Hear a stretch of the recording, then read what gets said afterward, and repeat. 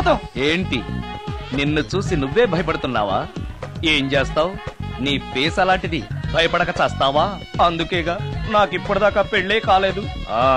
అయ్యుంటే ఈ పాటికి production operation రెండు అయిపోయింది. ట్రై చేస్తున్నాం సార్. ఇప్పటికే పెళ్లి చూపులు హాఫ్ సెంచరీ పూర్తయినాయి. సెంచరీ అయ్యేలాగా ఈ గంతకు తగ్గ బంత దొరకపోతుందా? డబుల్ సెంచరీ కొట్టినా నీకు మ్యారేజ్ అవ్వడం నాకు డౌటే. ముష్టి వాళ్ళకి మోస్ట్ వాంటెడ్ టెర్రరిస్టులకు కూడా పెళ్ళయి పిల్లలున్నారు. నీకేరా లేంది. అయితే నన్నేం చేయమంటావు? బిర్యానీలో బేగాన్ స్ప్రే కలుపుకుని తిని చావు. చాలే, నోరు మూసుకో. అసలే చండాలమైన ఫేస్ వేసుకుని పెళ్ళి ఒక నేను ఎడుతుంటే పైగా నీ ఎగతాడు ఒకట పాదలకి.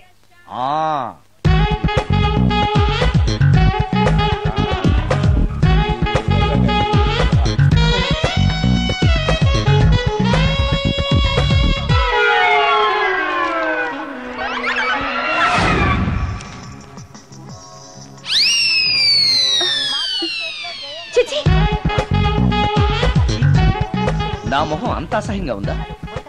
వాడు పెళ్లాంతో హనీమూన్ లో ఉండగా మిమ్మల్ని, పెళ్లాంతో చెప్పు దెబ్బలు తింటున్నప్పుడు నన్ను పుట్టించాడు. అది నా కర్మ. వస్తున్నా.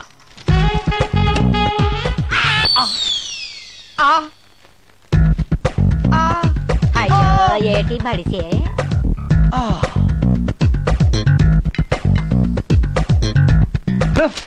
మన ఫేసే ఎవరో చూడలేక వస్తుంటే పైగా ఈ ఎక్స్పోజింగ్ కూడానా? చీ. లోపల డ్రాయర్ ఉంది కాబట్టి సరిపోయింది. అమ్మో ముత్యాలు. ఏటి బాబు? నేను రికార్డింగ్ థియేటర్ కి వెళ్ళొస్తాను. అలాగే బాబు. ముత్యాలు. మళ్ళా ఏటి బాబు? ఇందాక నువ్వు చూసింది ఎవరికి చెప్పకు. అందరికి చెప్పుకొని తిరగటానికి నేను చూసింది ఏమైనా రామాయణంలో సుందరాకాండ కట్టవా బాబు? వెళ్ళా బాబు. Excuse me. మిమ్మల్ని కాదు. నన్నండి? మిమ్మల్ని. ఈ అపార్ట్మెంట్ లో పని మనిషి తప్ప ఏ ఆడది నాతో మాట్లాడదు. ఈవిడికి నాతో పని ఏంటబ్బా? మీకు అభ్యంతరం లేకపోతే ఓ ఫోటో తీసుకోవచ్చా? నన్నా? ఆహా, టైం మారింది. మన ఫేస్ కి ఏకంగా ఫోటోలే తీసుకుంటున్నారు. ఈ ఛాన్స్ వదలకూడదు. ఓకే. Excuse me. సాధారణంగా మీరు అసలు నాతో మాట్లాడరు కదా. ఇవాళ ఏకంగా నా ఫోటోయే తీసుకోవడానికి కారణం తెలుసుకోవచ్చా? మా బాబు అన్నం తిన్నని గోలు చేస్తున్నాడు. నీ ఫోటో చూపించి బెదిరిద్దామని. ఇందులో జోక్ బాగుంది.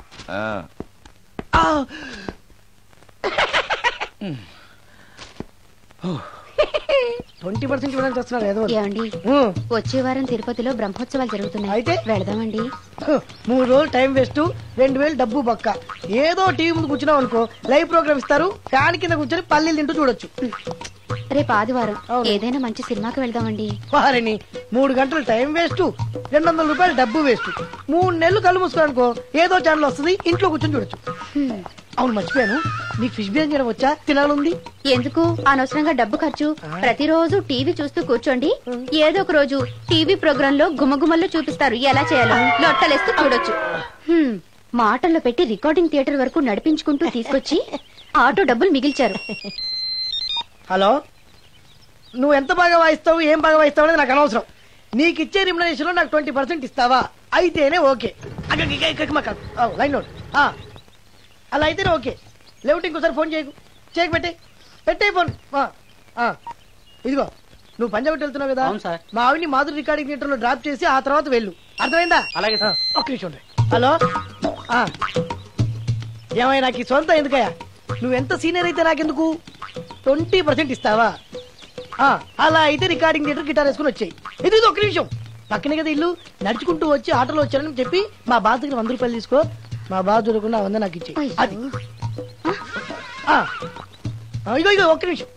ఇంటి దగ్గరే టీలు టిఫిన్లు తినేసి వచ్చాయి. ఓకే, వీడి పేరు చెప్పి టీలు టిఫిన్లు 3 మారికి చెంది ప్యాకెట్లు, 4 సిగరెట్ ప్యాకెట్లు అని 100 రూపాయలు ఒకేసారి. నువ్వు వెళ్ళి ఇగో, నువ్వు ట్రాక్ పడిన 2000 రూపాయలు ఇస్తారు, నాకు 200 రూపాయలు కమిషన్ ఇవ్వాలి. ఓకేనా? నేను మీ భార్యనండి. మర్చిపోయాను. నువ్వు వెళ్ళి ఇగో, మా ఆవిడ డ్రాప్ చేసిన వెళ్ళు. మధ్యలో ఎట్టాలి మాకు వెళ్ళు. మా గురువు గారు కూడా అనవసరంగా పెట్రోల్ వేస్ట్ చేస్తున్నాడు. నడుచుకుంటూ రావచ్చు కదా, ఇంత పెద్ద బండి ఎందుకో. హలో,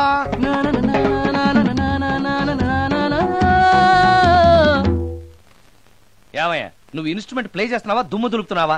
సారీ సార్, కొంచెం స్లోగా. Okay please. Sir, good morning sir.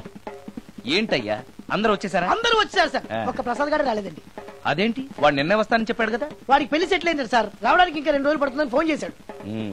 వీణ వాయించేవాడికి డప్పు కొట్టేవాడికి కూడా పెళ్లిళ్ళు అవుతున్నాయి. మ్యూజిక్ డైరెక్టర్ నాకు మాత్రం అదృష్టం లేదు. జింగిల్ మొత్తం వీణ మీద ఆధారపడింది, వాడు లేకపోతే ఎలారా? వాడు లేడనే సువర్ణ అనే వీణ ప్లేయర్ తీసుకొచ్చాను సార్.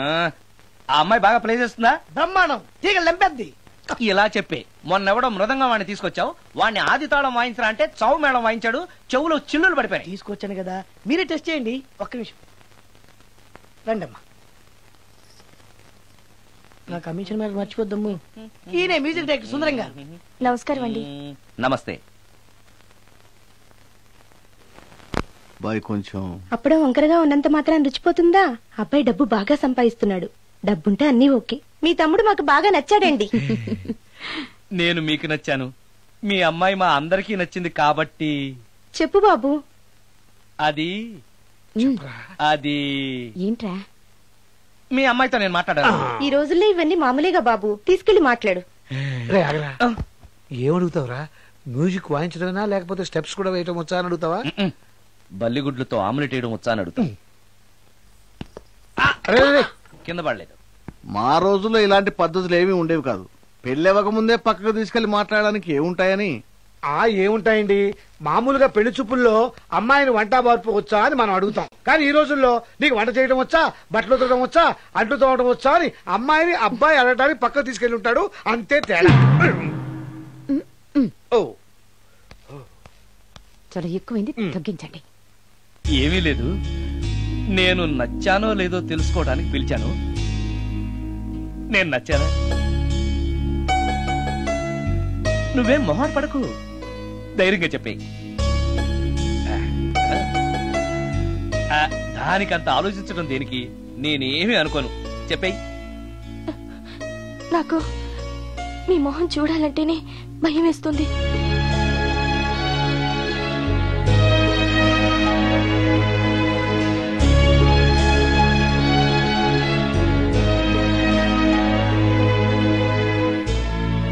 పనిలో పని ముహూర్తాలు కూడా పెట్టేస్తే మనం పెళ్లి ఏర్పాట్లు చేసుకోవచ్చండి. అలాగే అక్క, ఏనానా?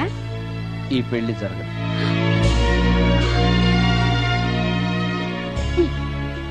అసలు నీకు బుద్ధుందా? మేమందరం ఒప్పుకున్నాక ఆ అమ్మాయి అభిప్రాయంతో నీకు పనేంట్రా? నేను నచ్చానా లేదా అని అమ్మాయిని వెళ్ళి ఎవరు అడగమన్నారు నిన్ను? సైడ్కి వెళ్ళి మాట్లాడితే సైడ్ ఎఫెక్ట్స్ ఇలాగే ఉంటాయి మరి. షో, మీరు మధ్యలో మాట్లాడకండి, అసలే ఒళ్ళు మండిపోతోంది. అది కాదక్క. ఊరుక, ఏంట్రా ఇష్టం? ఇష్ట ప్రకారం అన్ని జరగాలంటే ఏది జరగదు. అంట్లు 9 అడిగితే సచిన్ టెండూల్కర్ ఇష్టం అంటుంది. కాకా హోటల్లో కప్పులు కడిగేవాడిని అడిగితే కత్రినా కైఫ్ ఇష్టం అంటాడు. ఇష్టపడినంత మాత్రాన వాళ్లకు వీళ్లకు పెళ్లికి జరుగుతాయిరా? అంతెందుకురా, నేను ఇష్టపడి ఇన్ని పెళ్లి చేసుకున్నానా? ఏదో గవర్నమెంట్ ఉద్యోగస్తుడు, శాలరీ నచ్చకపోయినా వచ్చే శాలరీతో కూటికి గుడ్డకి ఏ లోటు ఉండదని చేసుకున్నాను. ఆ పర్సనాలిటీ చూడు, ఇన్షర్ట్ చేస్తే బియ్యం బస్తాని మధ్యలో తాడేసి కట్టేసినట్టుంటుంది. నవ్వితే నాగుపం బుసకొట్టినట్టుంటుంది. మాట్లాడితే గ్రైండర్ లో రాళ్లేసి తిప్పినట్టు గలగలగలమని ఒకటే మోత. ఇవన్నీ ఎందుకురా? మనిషికి మాయరోగం వచ్చి ఫట్టుమని పోయాడనుకో, ఏదో వచ్చే పెన్షన్ తో హ్యాపీగా బతకొచ్చు కదా అని చేసుకున్నాను. అయినా ఆడదానికి ఇష్టాలతో పనింట్రా? ఆస్తుందా, అంతస్తుందా, వచ్చే సంపాదన ఎంత అని ఆలోచించి అడ్జస్ట్ అయిపోవడమే. అసలు నిన్ను చూడగానే ముచ్చట పడిపోయి పెళ్లి చేసుకోవడానికి నువ్వేమన్నా మన్మధుడివా లేకపోతే మిస్టర్ ఆంధ్రావా? చూసావా అక్క, నువ్వు కూడా అట్టగన్నావు. దానికి నేను ఇష్టం లేదంటే పెళ్లి చేసుకోవచ్చే, కానీ నన్ను చూస్తేనే భయపడిపోయే ఆడదని నేను ఎలా చేసుకోమంటావు? ఎలా? నువ్వు ఒక వేస్ట్,